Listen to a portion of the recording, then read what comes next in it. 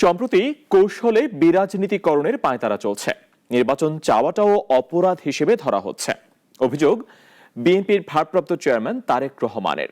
AB পার্টির প্রতিষ্ঠা বার্ষিকীতে এই অভিযোগ করেন তিনি। এ সময় সংস্কার ও ফ্যাসিস্টদের বিচার একসঙ্গে চালানোর কথা বলেন অন্যান্য দলের নেতারা। এবি পার্টির পঞ্চম প্রতিষ্ঠা বার্ষিকী আর এর জন্মদিন উপলক্ষে দলটির পক্ষ থেকে জাতীয় প্রেস ক্লাবে আয়োজন করা হয় বর্ণাঢ্য অনুষ্ঠান ও আলোচনা সভার। অনুষ্ঠানে দলটির সভাপতি মুজিবুর রহমান মঞ্জু আগত বিভিন্ন রাজনৈতিক দলের নেতাদের স্বাগত ও কৃতজ্ঞতা জানান। আলোচনায় অংশ নিয়ে বিভিন্ন রাজনৈতিক দলের নেতারা মিয়ানমারকে করিডোর দেয় সরকারের সমালোচনা করেন। হিউম্যান করিডোর এত তাড়াতাড়ি করে তাও অন্তর্বর্তী সরকারের নীতিগতভাবে একমত হতে হলো কেন?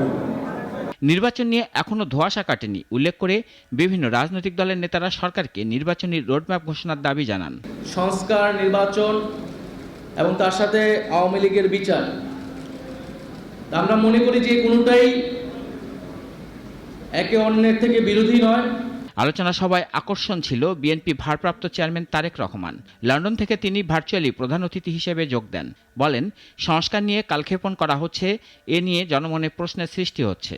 রাজনৈতিক দলগুলোকে অবজ্ঞা এবং জনগণের রায়কে অবহেলা করে বিরাজনীতিকরণকে উৎসাহিত করা হলে সেটি শেষ পর্যন্ত গণতন্ত্রকেই ঝুঁকির মধ্যে কিন্তু ফেলে দেবে। অন্তর্বর্তীকালীন সরকারের প্রতি আবারও আজ এই অনুষ্ঠানের মাধ্যমে আহ্বান জানিয়ে বলতে চাই, সুনির্দিষ্টভাবে জাতীয় নির্বাচনের রোডম্যাপ ঘোষণা করুন।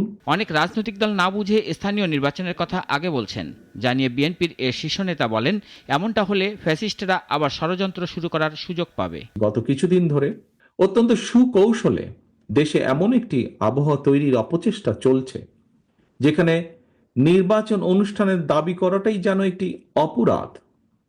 জাতীয় নির্বাচন অনুষ্ঠান নিয়ে অবজ্ঞাসূচক বক্তব্য, মন্তব্য কিন্তু পলাতক স্বৈরাচারকেই আনন্দ দেয়।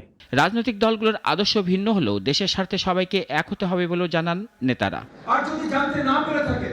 রাশিদুল কাদির, নাগরিক, ঢাকা।